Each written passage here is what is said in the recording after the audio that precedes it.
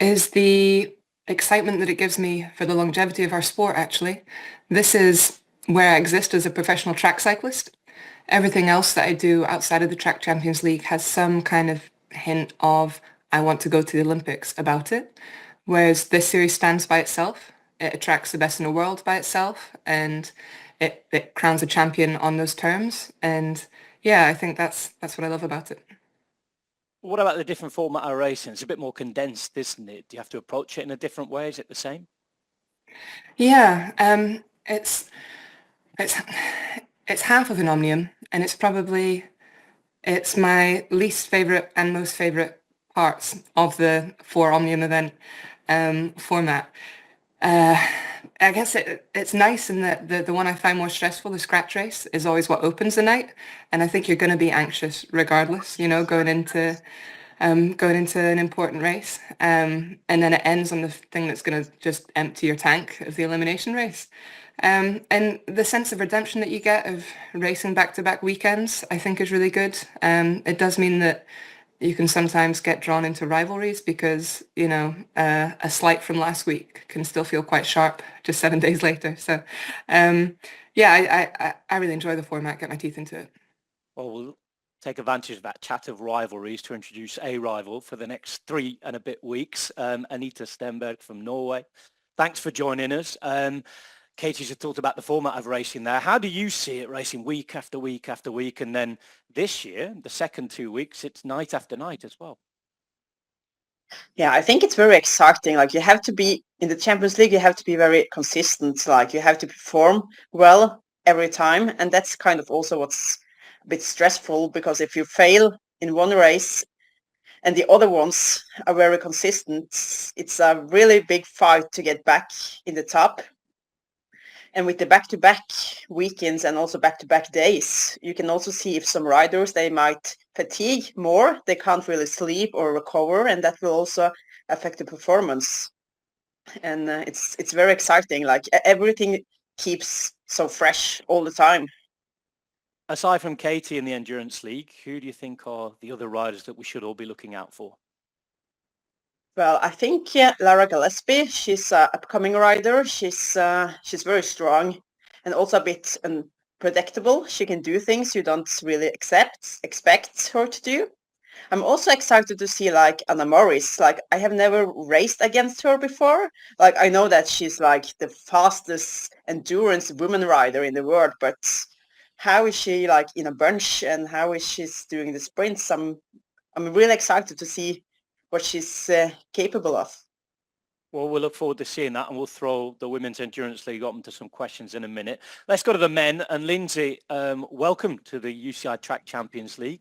Of course, we all know who you are as a world champion. How does it feel to be taking on this different format to you? I'm really looking forward to it, especially because I just became world champion, but the scratch race and the elimination are actually my worst numbers. So I actually want to develop myself more as a rider. And I think the Champions League is, it gives me the opportunity to fine tune myself in those numbers. So I'm really looking forward. Well, it's the start of a brand new Olympic cycle. I don't want to get everybody bogged down in that chat that Katie was talking about at the start, that track cycling, the Olympic Games. There's 4 years to go to LA, but you talk about working on your points. Is this part of your plan to go for the next 4 years as well? Yeah, for sure, because it's really tactical, the scratch race, and the elimination. You just have to try to find the feeling with it, to not waste too many energy. So yeah, it's my way to the Olympics, but it's more than just a step up. It's really a competition. I'm looking forward to it, so it's going to be nice. Well, we look forward to watching you in action against the next man we're going to introduce, who is from Canada. It's Dylan Bibic. He is the defending champion. We've seen him in the last few years now. He's been a consistent racer, a race winner. Dylan, what does the Champions League mean to you now? Yeah, it means a lot. I mean, it's probably one of my best results in my life, winning it. I looked forward to it all year. I'm excited to race it. I can't wait, yeah. And what's it like for you? Because of course you're coming a lot further away than the European riders we've just been talking to as well. Does it mean that it's a different experience, of course, maybe staying in Europe for the whole 3 weeks rather than being able to go home and come back? Yeah, it's actually kind of nice. It's like a vacation, but not like a bit more stressful. I like it. Good stuff. Well, we're ready to watch you on your holidays, which start on Friday in Paris. Your biggest rivals, do you think? Definitely Lyndsey is one of the biggest. I guess Omnium is like the queen of endurance. So I think him, and I haven't looked too much at the list, but I think it's the most competitive it's been all time. Is this the 3rd season now? Number 4 this year. Oh, 4th season. I'll be my 3rd season, but out of the 3 I've done, this I think will be the most competitive one. Well, you could see the Champions League veteran there holding up the 4 fingers, Katie. She knows what it's about year upon year. Or any of you journalists who are along would like to ask some questions, now is your moment.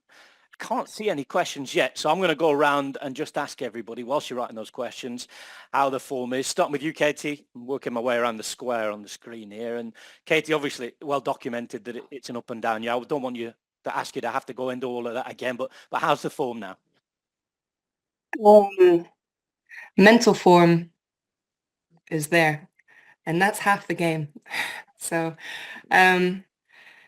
yeah, I think I overthink this question as to I'm not here wondering if I should tell you the truth. I'm here wondering what I would I guess what would be an interesting answer is different to what would be an honest answer. Because it would be just as embarrassing to say I've been really struggling and I think I'm in big trouble next week, because then if it goes brilliantly, you'll think low of me, I'm sure. Yeah, it's been an up and down season. I hope I'm smart enough to use what I've got in the right places through Track Champions League. And I think there's a lot to be said for just getting yourself healthy. So I guess I can't lie about the fact that I do not have the same foundation as the rest of the field that be coming into this. But I know my way around a turbo trainer. So 7 out of 10. What about you, Anita? Well, it's always like difficult because you can feel, good in trainings and bad in trainings. I had a week I was like flying. I had a week I was dying. So it's always like difficult to see. But for me, like the most important thing for me is like that I feel, I feel happy on my bike. If I feel happy on my bike and I'm ready to perform, I usually perform well. So, but it's always a question on the day when we are there. And I think that's the same with Katie. If her head is in place, she will be really strong. If her head is not there, then everything can happen. And we are all humans, so I think it's the same for the rest of us. That's nice to hear. I'm going to stick with you, Anita, for the minute, if that's okay, because my colleague at Eurosport Norway has just sent a question. He's the first one to raise his hand and ask the question. It's Tess Magelsen. And he says, with a second place already in the GC in 2023, beaten by Katie, what GC result would Anita be happy with in 2024? Well, it's still like it's always a goal to be like top 3. That's like always the main goal. I have not really been able to beat Katie before, so maybe this is the chance to do it. We will see. Like, of course, I will be happy with a second place, but my goal is like to win because I have never done that before. And if I could win, that would be, I would be over the moon, and it would be something new for me. So of course, I'm going to gamble and I'm going to take the risk and see how far I can come. Brilliant, thank you. Okay, no more questions have been submitted for the minute, so I'll carry on with the round of the form. Lyndsey, your form must be all right if you've kept it from the World Championships because you won a rainbow jersey there. Yeah, my form is good, but I'm a little bit fatigued right now after 6 days of Ghent. And I think I will be feeling it in Paris as well, but I hope I will be better at Apeldoorn and London. Fantastic. And Dylan, of course, you're making your way over. How are the legs for you at the minute? I think they're good. I haven't ridden the track since Worlds, but I won't know until I get there tomorrow, maybe when there's open track time the next day. But the power is good, and I've been training hard, so it should be good. Fantastic. Whereabouts have you been training while I wait for more questions, if that's all right? Girona, Spain. You're not going from too far then. Yeah, I stayed here since Worlds. Fantastic, fantastic. Okay, is there anything else that any of the journalists present in the room, attendees, would like to ask? And as I say that, it comes flooding in. Here we go. This is what I've been waiting for. Nick Christian, and this is for Dylan. Nick's a written journalist over in Great Britain. Can we expect a resumption of last year's somewhat thaw, perhaps, off-track tensions between you and Will Tidball? So were they real? And if they were or they weren't, are we going to see them again?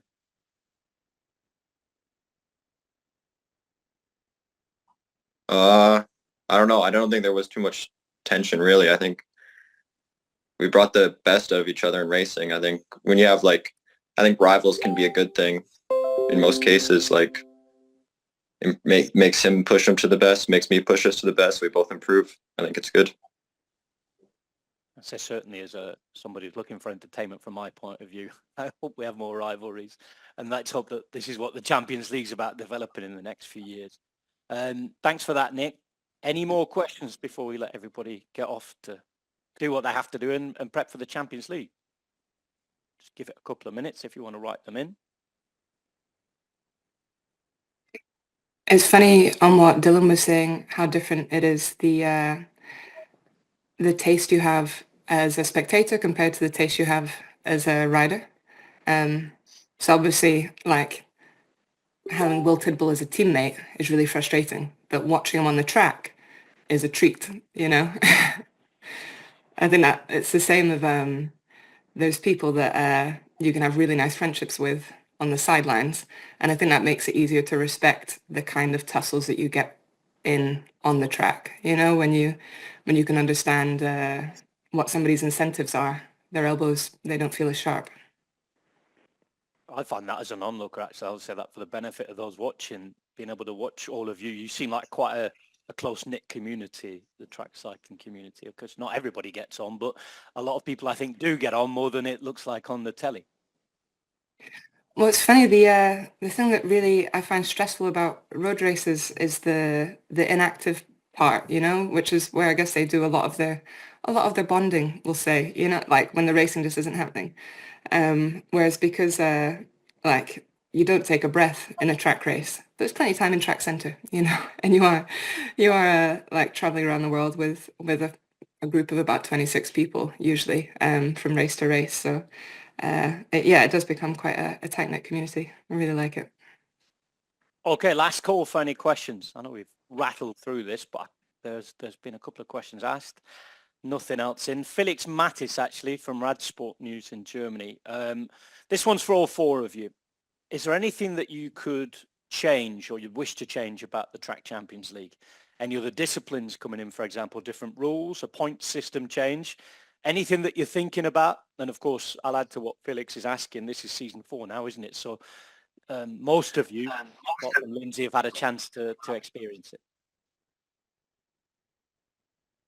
No, not right now. I think it's good on its own way. It's already 10 laps more, the scratch race, and that's makes it a bit better because 20 laps is actually really short and it's only like a one-shot opportunity. So now I think it's a little bit better. So I think they did the right thing. Yeah. Dylan, what's your view on the rules and how would you make any changes? I didn't even know they made the scratch race longer, but I agree that I'm happy about it. I think the new format this time is a bit different than the past two I've done, with it being like a week shorter, but you get the same amount of racing, which I'm happy for. It's more condensed, more entertaining, probably. Anita, what's your take on the rules? Any changes you'd like to make? Anything that you want to put forward to those who might be listening, sat in the offices? Yeah, no, I'm actually happy also with the changes they have done this year to have like the scratch longer and to have more like back-to-back racing with like double weekends instead of like single weekends.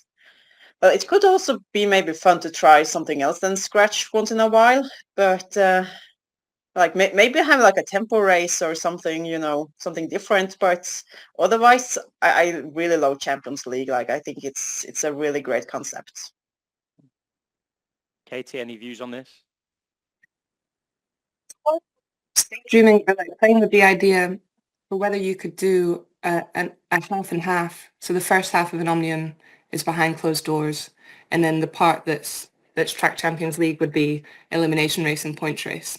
And I wasn't, yeah, I couldn't, because I think that part of the like one of the core values is about it being accessible to someone that turns on the TV for the first time.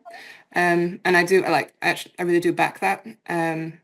I kind of had the same dream of making track cycling accessible to a wider audience, but just the core of track cycling is in something like a points race, is in the complexity of what builds through an Omnium, is in the sort of, I think what this league does really well is the narrative of a series, you know, in the back-to-back weekends and kind of what's growing through the overall competition. So if you get in from day one, you can follow that. And obviously an Omnium's just a sort of microclimate of that where all happens in a 3-hour period. But it is just quite a complex story, you know? So I played with that. The other thing I'm wondering while you ask the question is, I don't know what the biggest jump in prize money is. So, because that's one of the biggest things about this league is it's one of the few track races that's got big prize money. But it does mean that there's big jumps between winning. Winning is 25,000 euros and second is I think 15,000. And I don't actually know where third is.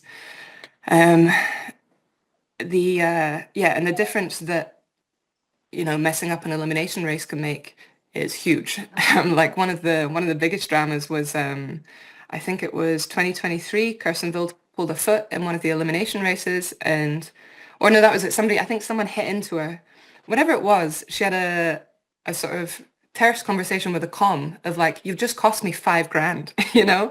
Like this is one, like the fact that you've got a TV schedule time to stick to, so you're not willing to like either check the footage or just like neutralize it for a lap. And it's sort of funny things like that I wonder, I don't know where the biggest like slip is that you can make. But I've certainly, I mean, I've done it myself. I went out first in an elimination race in 2023 again, I think. Yeah, and then, yeah, it can be quite a big difference to the prize pot, so. Well, I mean, from the broadcast point of view, I think the slogan we've been selling is that every race matters in the last couple of years. And there's the financial illustration of that from somebody who's experienced it over the last couple of years. Sorry. Oh, no, please. Well, I'm kind of still answering the first question, but because that's another part that's so exceptional about this league is that both the prize money and the distances are the same for men and women. And I think that's reflective in the fact that it's a modern element of the sport. You know, it's not trying to hold on to something that's been, it's not trying to like ride the coattails of the track cycling history. It's just saying this is an exciting sport. It's going to be exciting. It's exciting now. It's going to be exciting in the future, and that's what we want to be part of. And so, yeah, I really rate it for that reason too. Fantastic. Anybody else wish to contribute, wish to get anything for any of your own material for the next couple of days? This is your chance now.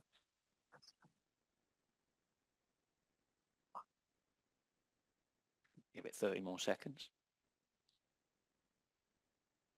I'd remind you all that obviously these guys are all racing on Friday, and then the first televised event is on Saturday. So there's racing for points on Friday. We're televised on Saturday. I think it's a 5 p.m. start, the television broadcast for this first round. If you're putting the broadcast times for your various platforms up and getting people to watch, remember that other times vary in each and every one of the 5 rounds this year as well, so it won't be the same time every week. And I can't see any more questions, so I'll thank Katie, Anita, Lyndsey and Dylan, and thank all of you for your attendance, and look forward to seeing them in action from Friday and Saturday when it's on the telly onwards. Thank you. Ciao. Bye bye.